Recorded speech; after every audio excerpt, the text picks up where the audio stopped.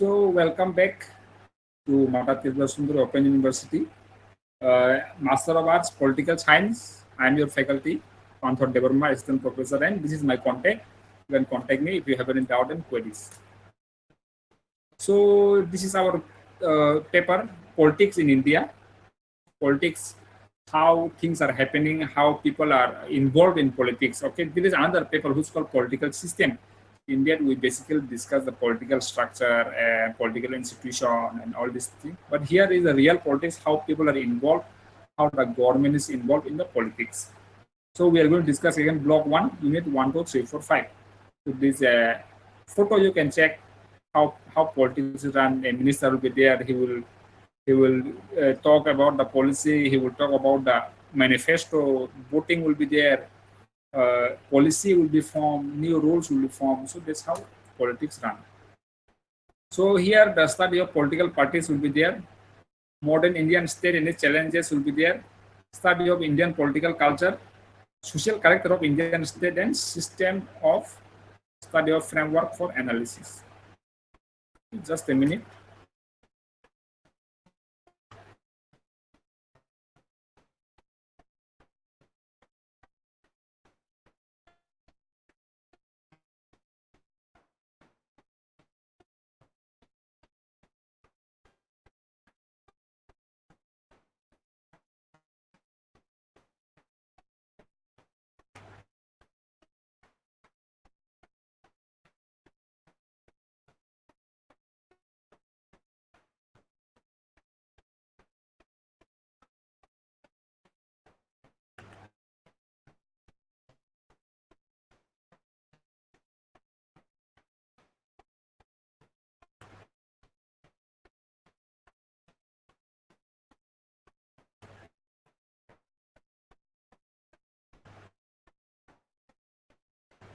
Okay, so these are the objectives of our today's session: political parties, modern Indian state. So अभी modern India, this way as we have modern Indian. So what are the challenges? What is the structure and the Indian political culture? What type of political culture is there in India? Social character of Indian state. How the Indian society is, how is it structured, what kind of people are there and what are happening, and framework for analysis, how to analyze the politics. So these are the main objectives of our today's session. In block 1, we are going to discuss how the politics has evolved. See, we got after British have been colonizing us for more than 200 years. From 1950, we finally started our constitution and our politics have started, is it not? So who dominated during that time is the Congress dominated. State controlled by center, no state autonomy. So during that time, what happened was that the states, the Indian states, all the states, maybe Tripura, Andhra Pradesh, Madhya Pradesh, Rajasthan, Arunachal, Meghalaya, Mizoram, all these states are controlled by the center. The state was not so much powerful. Okay, so the government was more powerful. Nowadays, what we can see is that the state are demanding more and more power. The state want to be independent. The state want to take their own decision. So that is what we can see today. But during that time, 1950 to 1960, Congress was the most powerful. That time, BJP was not there, CPI was not there. So that was the scenario. That's good. This is the history part about what happened during that time. Turning point, from 1970 to 80, Green Revolution empowered farmer. What happened is that after British, when India was struggling in this farming and all, okay, so all the farmers and all, they were struggling, and 1947 to before 1970, there was no much agricultural production. But in 1970 and 1980, with the policy, with the focus of the government in the agriculture sector, Green Revolution happened. That means lots of electricity has gone. Just a minute.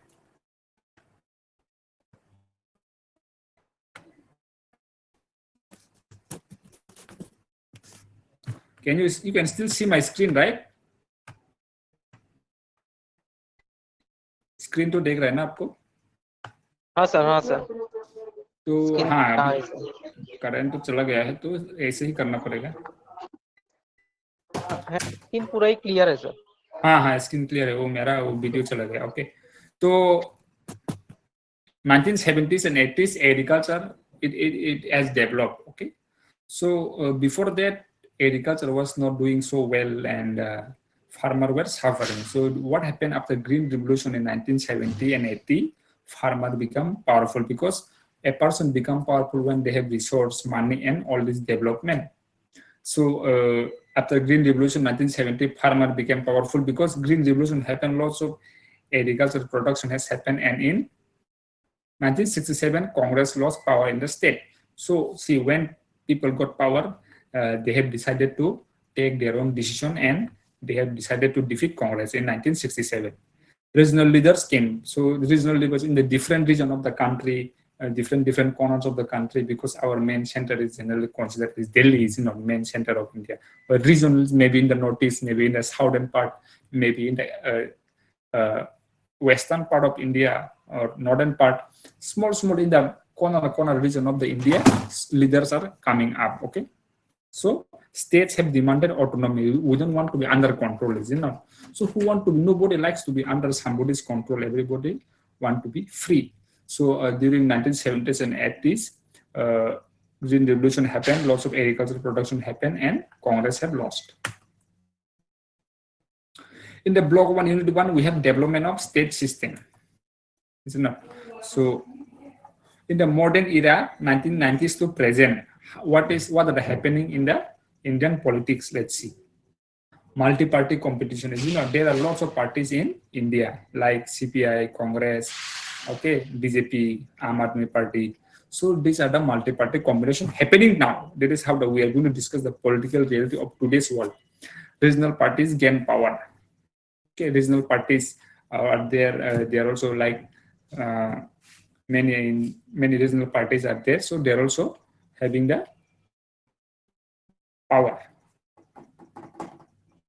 States become key political units. So what happened in today's world is that states have become political units. So the state have become important for the center. The center has to take the state help if they want to gain the power. So the central government have to make a partnership with the state government, okay, if they want to do something. Economic competition between the state is also there. Every state is competing with one another to develop themselves. Okay, so this is the reality of today world. What are happening? Multi-party, regional party, center needs state support and economic competition. These things are happening. Modern state in India. What we have today is the federal parliamentary republic. Okay, as we just discussed with you about federalism, that there is a center, then there is a state government. So there is a power division between the central government and the state government. Okay. So we have now the power division between central government and the parliament. Also, we have, when we have parliament, it is called parliamentary. It's not, if there is a government, if there is a country without parliament, then we cannot consider as parliamentary. But maximum of the country, we are parliamentary type of government because we have a parliament, Lok Sabha and Rajya Sabha, where all the decisions are taken. Republic means we have an elected head. Who is our leader now? Prime Minister is the leader. How does the Prime Minister come? Prime Minister come by the election. Is it not? So we elect our Prime Minister. So this is called republic. The meaning of republic means elected head. The ruler of the country is an elected head, not king type. Because if you take example of North Korea, the Kim Jong-un, he is not elected. He is a hereditary. That means family-wise. Now his son will become, his daughter will become the next leader. But there is not called republic. Republic means election happen. And okay, so this is the thing about modern state India today: federalism, parliamentary, and republic. We know our constitution came in 1950, 26 January. So 26 January we celebrate as the Republic Day because constitution came on that day. President and Prime Minister we have is not democratic election are happening in today's Indian politics, and judiciary is very strong, independent. Okay, Supreme Court can take decision whatever is important for the country. Okay, so these things are happening. What happened before that? Pre-modern versus modern. Now we are in modern, but before modern, what was that? Scattered kingdoms, no central authority. So pre-modern means you can go back like 200, 300 years ago. There were different kingdoms like Delhi Sultanate, in the south side Chola dynasty, okay, in the Assam Ahom dynasty, and lots of kings were there, you know. In Tirupura also same, kings were there. So kingdoms were there, but there's no central. But now we have it all together. Before India was scattered, there is no, every country, every state was independent from one another.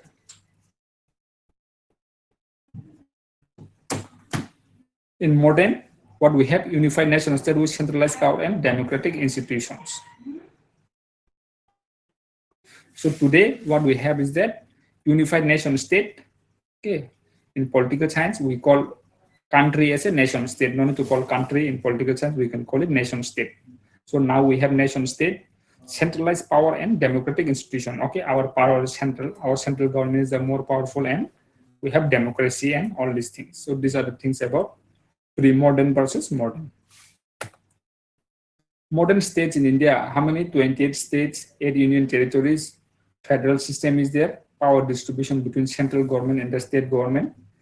Diverse languages are there, many languages we all know, and culture, a lot of culture are there. Okay, Madhya Pradesh, different culture, Gujarat, another culture, Maharashtra, another culture, Manipur, another culture, Himachal Pradesh, another culture, Jharkhand, another culture, Tripura, another culture. So lots of cultures are there in India. So British institution also is there, in effect is there in India, because British rule for a long time. We learn a lot from British and we become this democracy. So this is an India as a nation state. How is it functioning in today? Unit 2, modern state in India, challenges.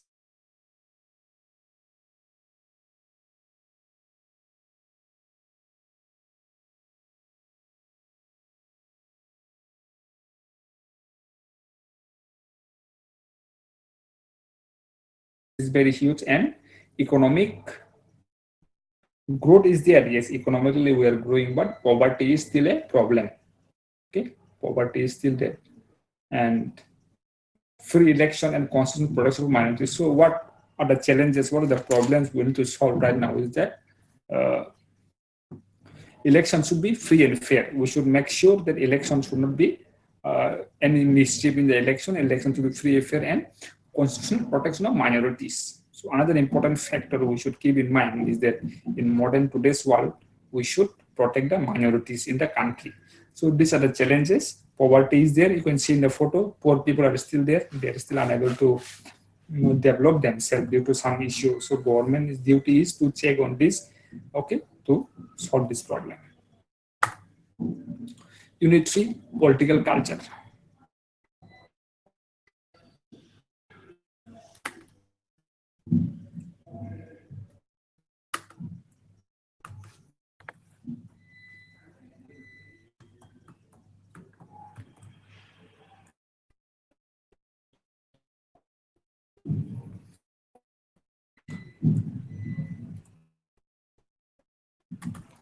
So political culture means collective beliefs, values, and attitudes about political shapes how people participate in politics. So what kind of political culture is there in India?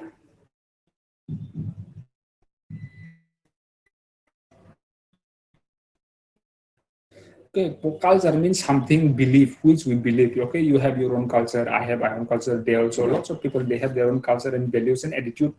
We like to live the way I want to eat this. This is my culture. I like to do this. I like to dance. I like to sing this song. These are all part of our culture. And when you talk about political culture, means how the people believe the political system. Do they trust the political system? Do they do not trust? Do they participate actively? So these are the different types of political culture. There can be 3 types of political culture. What is parochial, not aware of politics; subject aware but not actively participating people. There are 3 types of groups. Participant active in politics based for democracy. So for our democracy to function well, what we have to do is that we have to make our citizen participate in politics actively, which is the base for democracy. Okay, once again.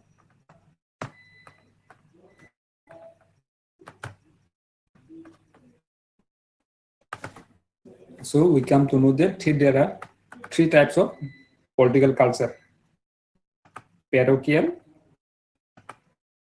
okay, passive, and another one is active. So if you want our democracy to develop, we should make sure that the people participate in the politics actively. Okay, if people are not active, that means our democracy may not function well and our country might not function well. Okay. So parochial, subject, and participant. Remember, these three types are there. So democracy, political culture in India. India's culture: democracy, socialism, diversity, non-violence, federalism, rule of law, socialism. So just look at this video and let's have about India's diversity.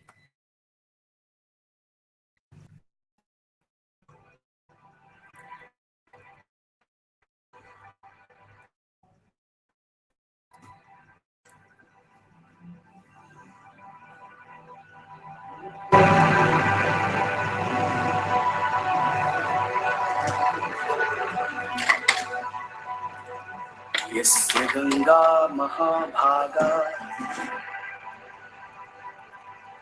सा देशस्तत्र पावनम् सिद्धिक्षेत्रे तूतजगीयम् गंगातीरसमाश्रितम्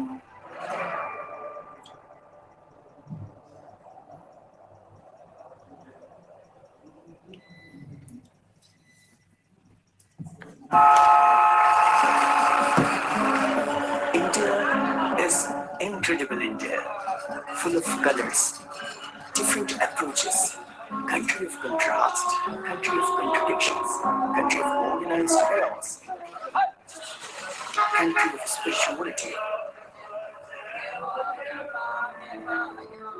Diversity came here in a stream of unity. Ekam Satyam Viprah Baudha Vadanti. God is one, but different sects of mind defined with a different name. Whether it's a Hinduism, Buddhism, Jainism, Christian, Jews, everyone is invited without any invitation. Where the guest is treated as God.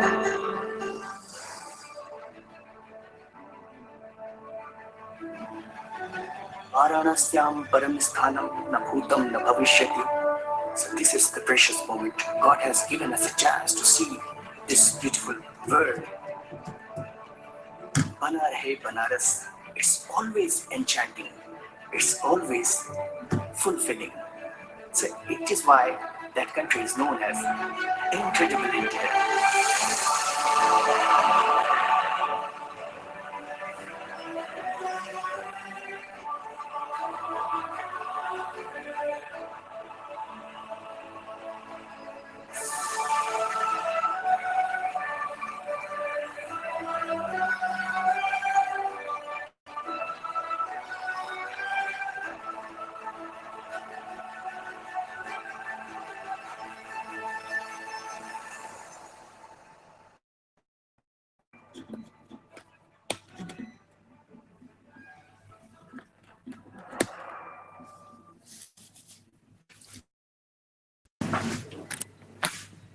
So that was about India's diversity. There are different types of people in India, different religion, different languages are there.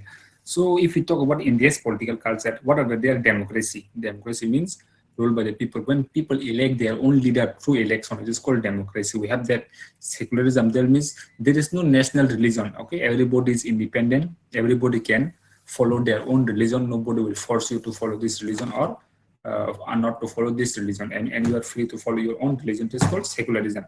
Diversity, we have just seen lots of types of people. Non-violence, it is a very important factor that in India we always promote non-violence. Okay, federalism is that country, the central government is there and the state government. There are two types of government. It is called federalism.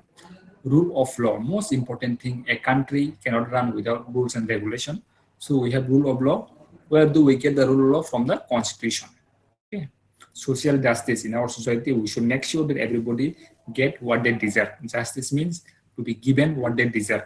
So these are the Indian political culture. So what are the challenges in India today? So caste politics is there, religious tension, corruption, regional disparities, populism, digital politics, your engagement. So see, when the politics is played based on caste, so okay, upper caste, lower caste, this is a problem. Okay, it should not happen. Politics should be based on development and how much the country will develop, what kind of ideologies will follow. Okay, But dividing people on the basis of caste is not a good sign. Okay, religion tension. Okay, one religion cannot see another religion. There is a tension. Okay, there is no tolerance. There is a hatred between two groups or many groups. So there is a challenges we have to overcome. This is your job. This is what we're learning now. You have to make sure that in the future there is no religious tension in the country. Corruption is a main important issue in India. Lots of people are corrupted, eating money here and there. There's regional disparities. Some regions are very developed, some regions are not developed. If you go to Mumbai, it is highly developed. If you compare Mumbai with the Northeast, you will see that there is no chance. Sky and land, okay, difference. Populism, that means populations are very much up, is not? Population is increasing. Digital politics also due to digital war and cyber problems is also a problem in India. Youth engagement, youth are not actively participating. So these are the challenges in India we have today. So social character of the Indian state, social character, let's see in society what was happening. So in India, most of the states are dominated by the middle class, not so rich, not so poor. They are the main, most number of people, they are called middle class. Diversity and pluralism is there. Okay, India, of course, your food and my food may be different, your clothing and my clothing may be different, your language and my language may be different. Your prayer and my prayer may be different. So this is called diversity and pluralism. So there are lots and lots types of people with different languages and religion. Okay, secularism, as we have discussed, that India is a secular state. We don't have any national religion. Any person can follow their own religion. You have a freedom to follow your own religion without disturbing others. So reservation is there for ST, SC, OBC. Okay, obviously it is a part of our Indian society. Gender equality, we should bring forth the equality of gender, male and female or other gender also be given equal opportunity to develop themselves. This is also a part. Linguistic diversity, we know. Language, we have diversity, lots of languages are there. Religious minorities protection. Another important factor.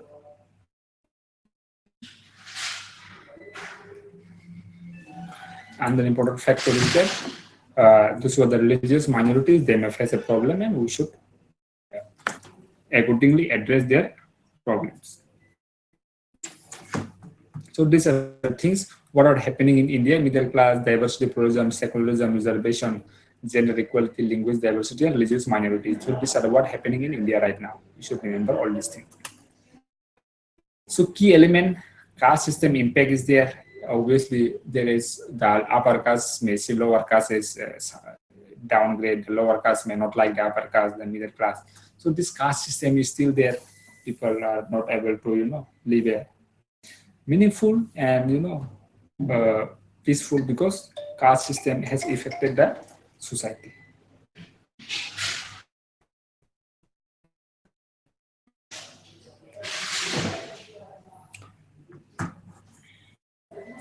Women right focus. Okay, in India we are trying to follow now women right focus. We should make sure that the women have their own right and equality so that men and women can be equal in the society. Tribal communities, so the tribal communities in India, they should also have their own right, and these things should be followed by the India. Poverty alleviation is not. So we know India is a poor country or rich country, hard to say, but poverty alleviation programs are very much required. How to make the poor people, maybe build their house, build their toilet, give them education, give them business opportunity, and give them healthcare facility. Okay, food, clothing, shelter. If the government can give these things, poverty can be reduced. Okay, so these are the important things required. Education and healthcare access. Okay, so we should also make sure that all the people are having education and healthcare access. Okay, so we should be properly educating our children, our people, and we should make sure that everybody can get their healthcare checked. Okay, healthcare should not be too much expensive. So these are the things to be taken care of when you want to develop your country and society. Social movement and civil society. What we have seen is the social movements like NGO, tribal, tribal union, trade union, okay, student union. Lots of things are there, so they are also very much impactful in the society. So the key element in caste system is the women right, tribal community, poverty, education, healthcare, and social movement. So these are the things that need to be taken care of in India. Okay, remember that. Okay, so evolution, how our politics have evolved from history to now. Okay, how one party dominance was there. Now it is no more. Regional party have come. Lots of small parties in the region. In Nagaland, you would have different party. In Meghalaya, you would have different party. In Tripura, you have some regional party. In the Andhra Pradesh, you have different parties. Okay, so these things are there. In South India, you have different regional parties. So in West Bengal also you have different regional parties. So these are happened in India. So this is a history. Before there was only one party. There was Congress was dominant. After that, regional parties came in the small area. Region came. Coalition became the norm. Nowadays, everywhere government is with a partnership. Okay, one party cannot win all the election, so they make partnership with other political party and they make coalition government. Is it not? Democratic pluralism strengthened. Now in today's world, what it is saying that we have a democracy and we have accepted people from different groups, and I would say strengthful. That means diversity has been appreciated and different types of people from different languages are able to live together properly. So it's called democratic pluralism. Everyone is accepted in the politics. No one is excluded. Decentralized governments expanded. Okay, so power should not be concentrated only in one place. It should be distributed from here to to other people also. So this is called decentralization. This diagram, it is there. National government, state government, and local government. So only if the national government is there, if these two are not there, it is not going to function well. So with the national government distribute some power to the state government, and the state gives some power to the local government. So that is how it should be, and this is how it is happening in today's world. So this is the our history. One party, regional party, coalition, democratic pluralism, and governance expanded through the decentralization. Okay. So framework for analysis is the unit 5. How to study politics. Okay, basically theoretical. Theoretical means basically subject specific, not what is happening in the field, but some theory and foundation, how to learn something. Okay, theory is something that is built on foundation. From there you can relate to other things. It highlights major approaches: system approach, Marxian approach, social capital, federation building, election studies, and postmodernism. So these analyses are there. What is Marxian analysis, Karl Marx? What is social capital? What is federation building? What is election study? What is postmodernism? You can see in this unit. So measure systematic framework studies, political internal system, input, process, output, and adaptation. So this first framework is called systematic framework politics. Systematic politics is a systematic framework according to them. How a politics is a system. They are saying that politics is a system. It is functioning. How? Input, process, output, and adaptation. First, we give our demand. Is it not? If the petrol price is more, we will demand it to be reduced. If there is inflation, if the market, all the product prices are increasing, we will tell the government to reduce the inflation.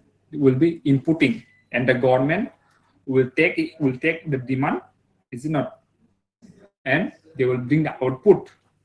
Output means they will bring the result, and the adaptation will happen. Again, input will come, process will come, output, adaptation. So this is a process cycle. It will go on. How development is happening is that first input, demand will be there. The demand will be processed, result will come, result will be adopted. Again, new demand will come. So this is a system process of politics according to the systematic theory. So you think, is it true in politics? Whatever happening, is it due to the demand that all things are happening?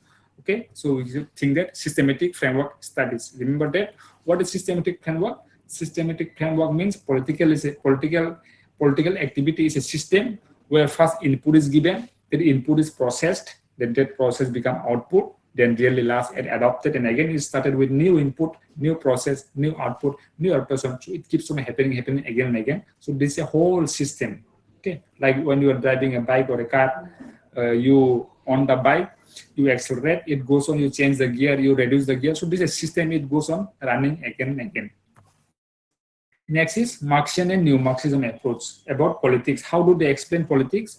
They say that politics is all about class relation, power, ideology, and material condition. He said that in politics, the rich class is always the dominant class relation. Okay, the poor people are always suffering.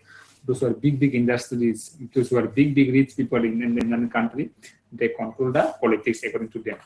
And power. The power is with the rich people only in politics, according to Marxian. And ideology is important. Okay. Ideology is when group of people, they follow some ideology. Everybody has an ideology. Like those who are Congress, they have ideology. Those who are B.J.P., they have ideology. You may have some ideology. I want to do this. I don't want to do that. That is an ideology. My aim in life. It is my ideology. So when people in group, they have an ideology. When people in group means, if you're now all the students who are attending the class, you have an ideology. That means your ideology is to learn something. Okay, so that's how in politics also, political parties, they have own ideology. India also, they have our own ideology. What is the Indian ideology? Our India is, if you read the preamble, if you know about Indian constitution, if you read the preamble, you will learn the ideology. India is a secular, socialist, democratic republic. These are all our ideologies. Sovereign, secular, democratic republic. Okay, so Marxian said that politics is run by the ideology and material condition. Okay, those who are poor people, they cannot rule the politics. Those who are rich people, they will rule the politics according to Marxian. Okay, so according to Marxian, New Marxism, they said class relation, rich people, power will be there. Those who are rich, they again power will be there. Ideology will influence the politics. Okay, idea, we have to follow other idea. Okay, in politics, when somebody come to power, we have to follow their idea. We have to follow their ideology. That so effect is there, and material condition, those who are poor, they will suffer. So that is the Marxian idea of politics. Very important about Marxian, you should remember that they are helpful in studying political science. Social capital is another major framework, focus on trust, association network, and their own democracy and conflict reduction. So what they are saying is a different perspective again. Their idea about the politics is that politics rests on trust. We have to, the people should trust the government should trust the people. Okay, association, group association, like student union is there, trade union, business union may be there. Okay, grouping. Okay, so association is a network. There are different people in society and they are connected somehow. It is called a network. And in their role in democracy and conflict resolution. So this social capital they are saying is that in society there are different types of people, different groups of people, and they have a big role in democracy. And when there is a problem, they have to solve it. Trust, okay, trust, association, and network. Different group, NGO and all. Political party also their association. Okay, they are all part of society and they help in conflict resolution and they help in democracy. Federation building examines autonomy, self-determination, and place of smaller states within the union.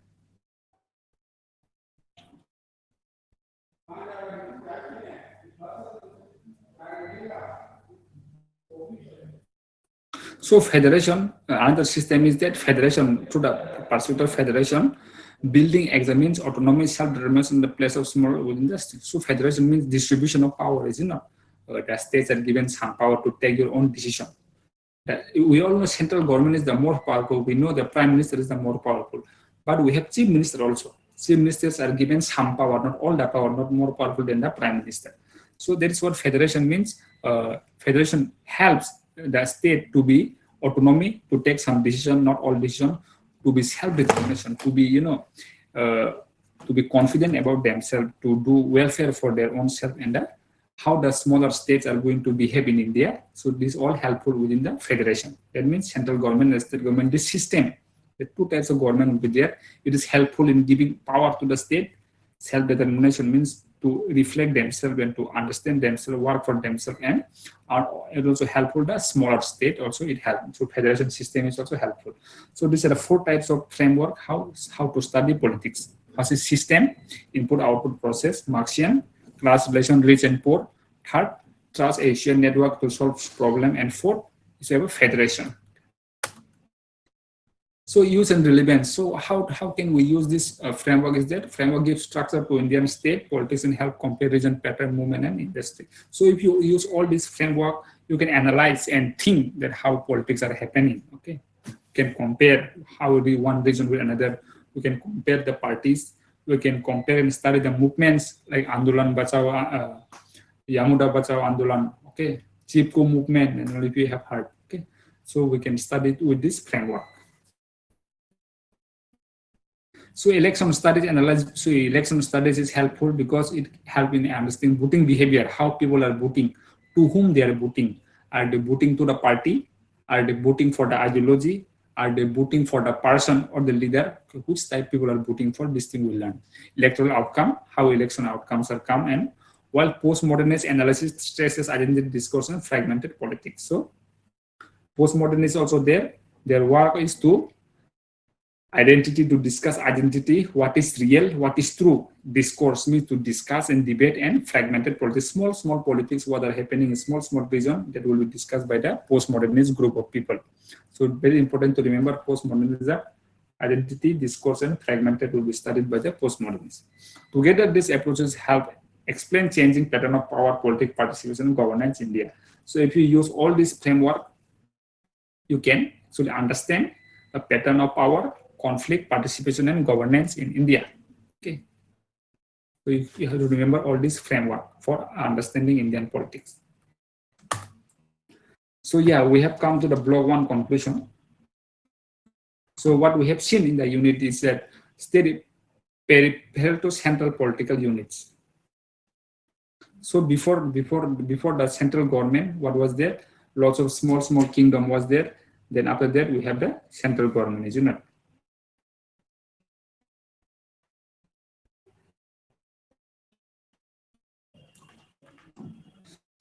Before the independence, we were all small unit under the British rule. Before the British rule, so all the small kingdom were there. But after independence, we came together and we became one unit, one political, which is India. Modern India, how is modern India doing? India is a federal, central government, state government is there, democracy is there, secular nation state. Okay. We have a neutral religion. Nobody is forced to follow any religion. There is no national religion. So this is the future of modern India, what were happening in modern India. Federal, democracy, secular. Political culture shows how citizens engage with politics. So what is political culture means? How people behave in politics. Are people participating actively? Are people going only through election? Or are people not even going for the election? So that kind of political culture can be studied, how people are actively participating in the politics or not. So Indian state is middle class dominated but socially diverse. So what we can say in the future is that in the Indian states are all dominated by the middle class, but diversity is there. Lots of types of people are always there. So we have come to the concluding part about today's session.